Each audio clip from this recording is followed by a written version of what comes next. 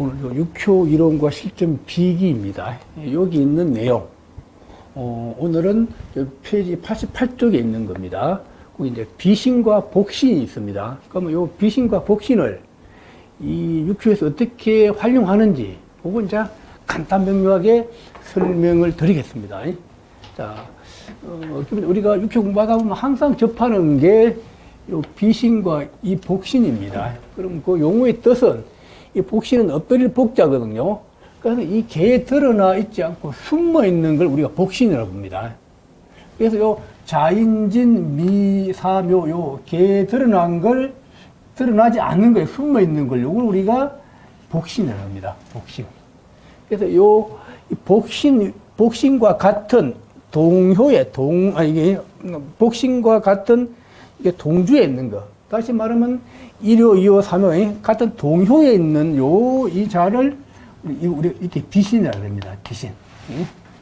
용어 정리는 이게 암장대 숨어 있는 것을 복신, 숨어 있는 것 바로 위에 있는 걸 요걸 비신으로 보면 됩니다. 그래서 기본적으로 이 복신이 암장된 게 용신일 때는 기본적으로 이 비신이 생해주는 걸 기본적으로 좋아한다는 거, 그거요.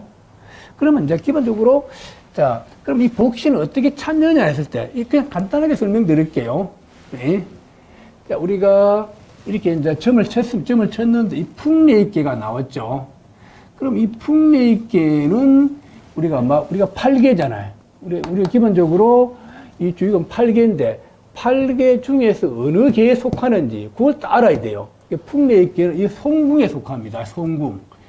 송궁 중에서 네 번째 개에 해당합니다. 그러면 이 복신을 찾아내는 방법은, 그럼 이 송궁의 대장계가 뭐냐는 거지, 송궁에. 기본적으로 그래서 이 송궁의 대장계, 송궁의 우두머리계, 이걸 우리가 손이풍이라고 봅니다. 손이풍. 그럼 이 손이풍의 이 개가, 이게 축해유 미사묘, 요게 이제 이 손이풍계, 이 송궁의 대장계가 손이풍계라니. 그럼 이 풍레익계가 나왔잖아요. 그러면은 이 개를 돌려서 이 손이풍계에 빠진 것이 이게 그걸 우리가 이제 복신으로 본다는 거지. 자, 이 개를 돌리니까 여기에 금이 없잖아. 금이 없는데 이 금은 이 손이풍계 요 유금이 요 3회에 있다는 거지. 그래서 여기는 금이 없죠? 그러면 요 3요에 이 복신이 풍레익계는 간기 요 유금이 이게 복신이라는 거야, 복신. 자, 그렇게 딱 이해하면 되죠? 되지? 자, 그럼 이 개는 산척두개는 맞아. 이게 4월 가을에 젊을 산천대축이 나왔습니다. 그러면 산천대축은 이 강궁이라는 거야. 강궁이 세 번째 있는 그 개입니다. 기본적으로 강궁은 토를 나타냅니다.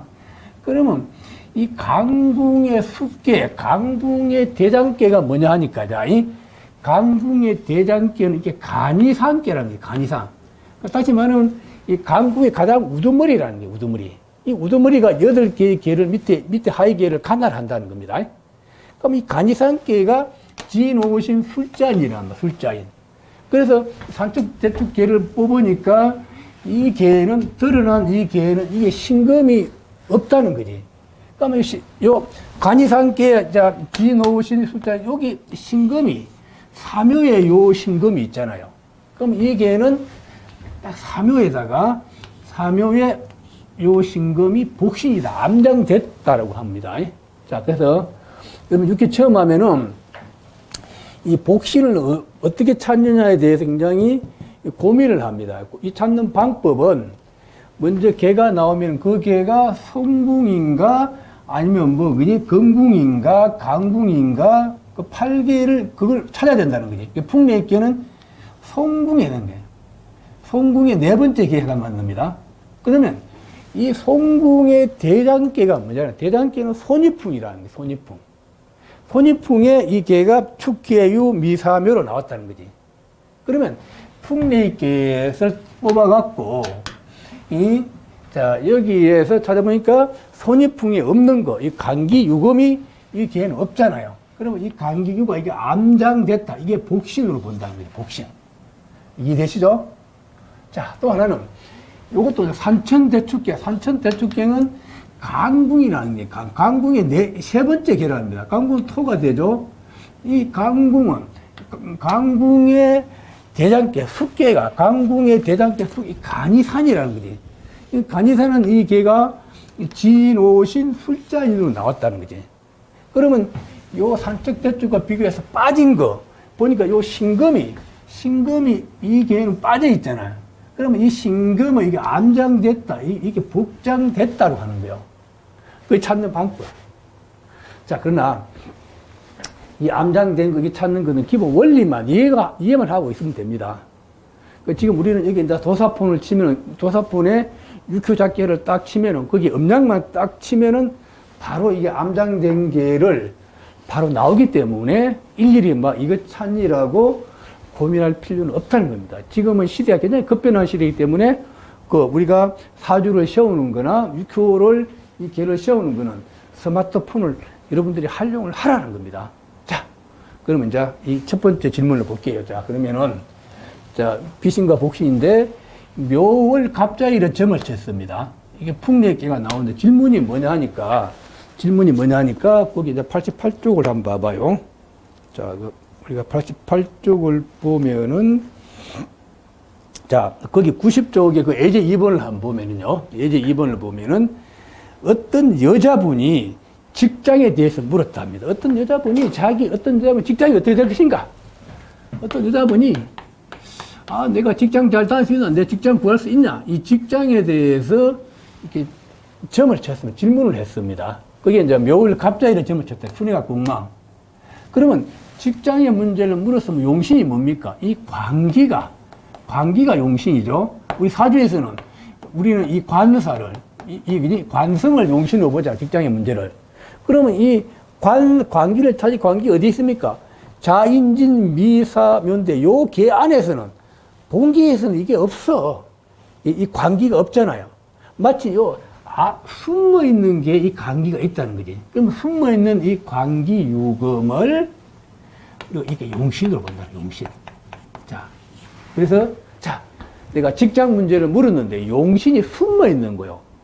암장되어 있는 거요. 그러면 기본적으로 좋지 않다로 본다는 거지.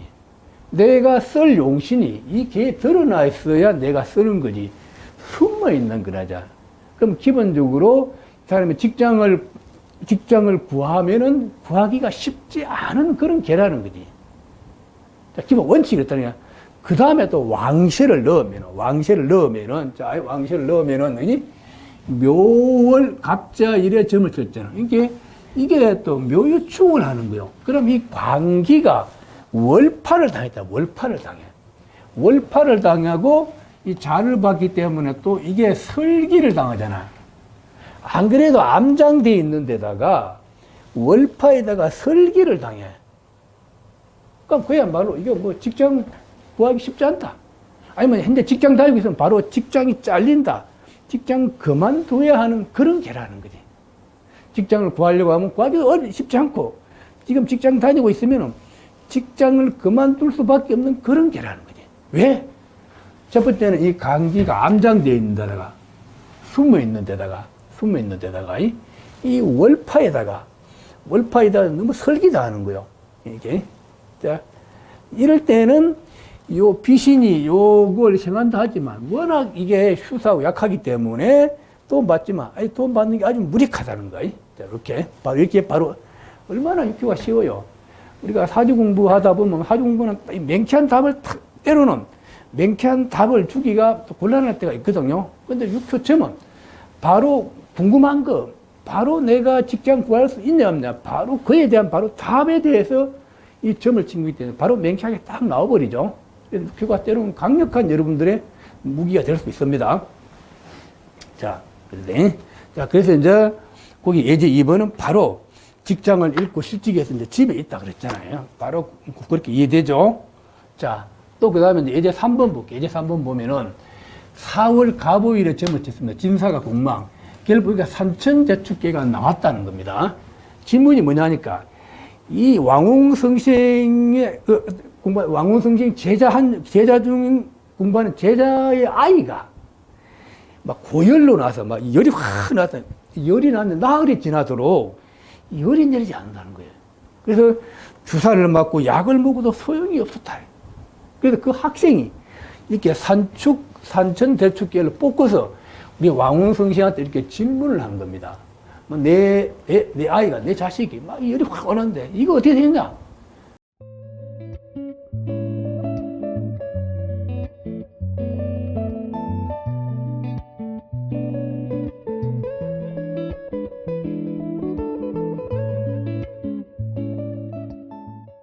우리가 열이 너무 많이 나오면 굉장히 위험하잖아요. 그래서 우리가 항상 병원에 가면 어때요?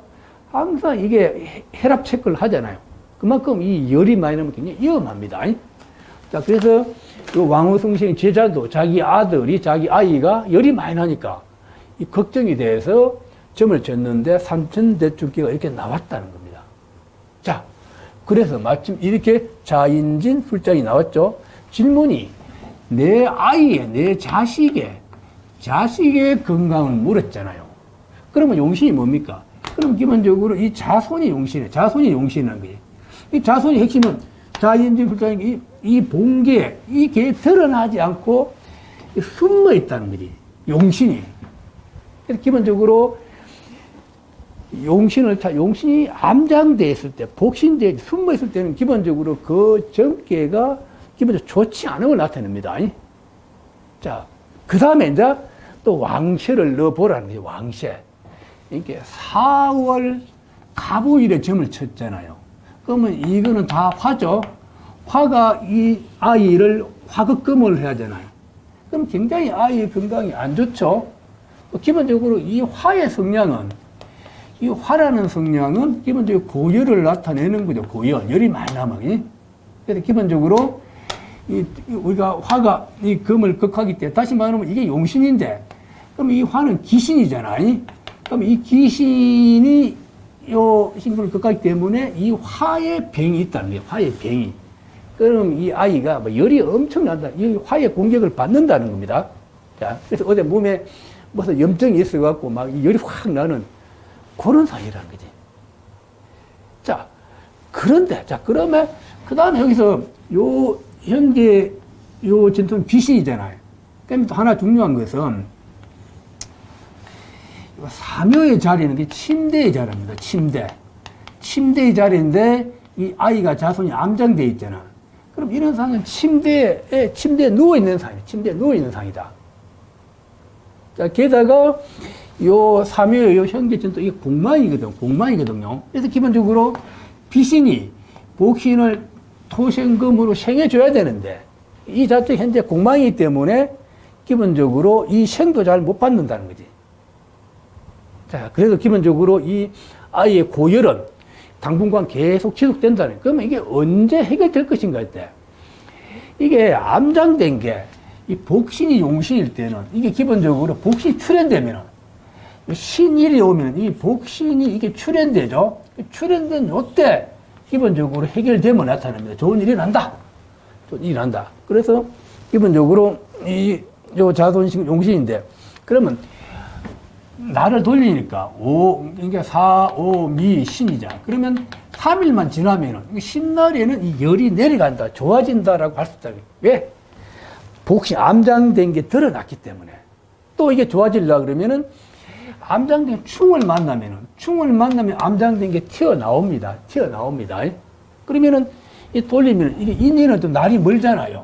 또 이게 튀어나오려고 그러면 요 진토를 충할 때, 술이 오면 충할 때 이게 또 일어납니다. 근데 이 날을 돌리니까 요 4, 5, 미, 신으로 가장 먼저 3일 뒤에 신일이 나타나기 때문에 신일날 열이 내려간다라고 그렇게 딱 우리가 이제 답을 줬다는 겁니다.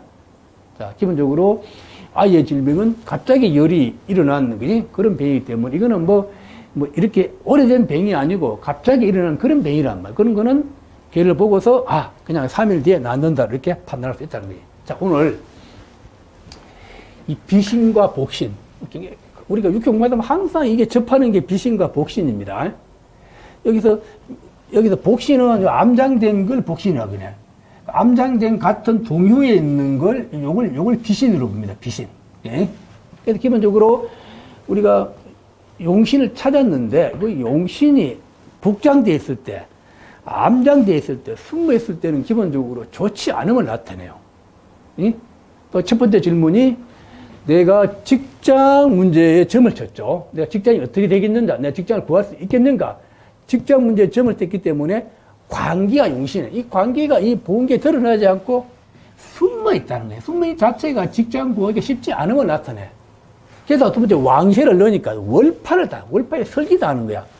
그러면 직장은 아예 깡이다라고 우리가 얘기할 수 있습니다. 여기서 아예 질면을 모르는데 용신이, 자손이 용신인데 자손이 본계에 드러나지 않고 이게 숨어 있다는 거야. 또 이게 사묘는 침대를 나타내. 그러면 숨어 있다는 건 침대에 누워있는 상이에요. 침대에 누워있는 상이래. 침대에서 못 나온 상이라는 거지. 사묘는 자리는 침대의 자리이기 때문에. 자, 게다가 이게 자손이 용신인데 이 아이가 화가 와서 극한다. 굉장히 휴사가 무력하다는. 그러면 이 아이의 열이 당분간 지속된다는. 그럼 언제 열이 내려갈 것인가 했을 때 이 암장되게 복장된 거는 이 출현, 이게 튀어나와야 됩니다. 튀어나오는 방법은 바로 똑같은 글자가 출현되면 이 안에 숨어 있는 게 튀어나온다고 봅니다. 두 번째, 충을 만나면 인이오면 인신충을 하면 이것도 튀어나옵니다. 또 여기 두 번째는 비신을 충할 때, 술이 와서 비신을 충할 때 이게 열리니까 이 안에 튀어나온 걸 봅니다. 자, 그래서 가장 먼저 오는 순서가 신이 먼저 왔습니다. 그래서 신날에 열이 내려간다로 그렇게 판단한 겁니다. 자, 여러분, 이 육효가, 이게 명리가 좀 되어 있는 사람은 육효가 아주 쉽습니다. 간단 명령 탁탁 잡아낼 수 있습니다. 손님을 놀라게 할 수 있습니다. 자, 그래서 여러분, 이 책이 육효 이론과 실전 비기로 되어 있습니다. 이 중국에서는 초학 육효로 나와 있는 겁니다.